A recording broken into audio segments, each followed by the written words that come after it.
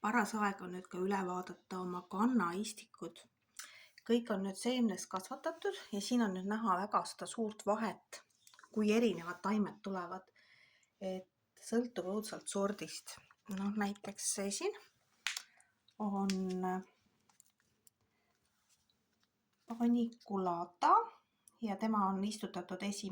oktoobril ja tal on kõik juba juuri täis.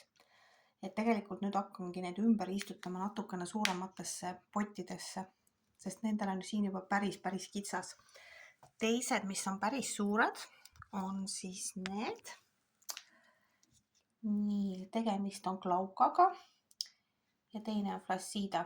Nemad on nüüd vesikannad, ehk nemad tahavad siis rohkem niiskust saada kui teised ja nemad on samamoodi täitsa täis kasvanud siin pottides.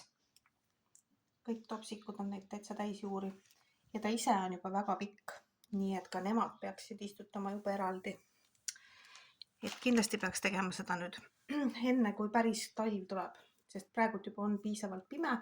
Kasutan ka taimelampe, et lihtsalt pärast panen koos selle uue poti ja mullaga siis taimelampi alla, sest muidu neil jääb lihtsalt kasv täitsa seisma siin.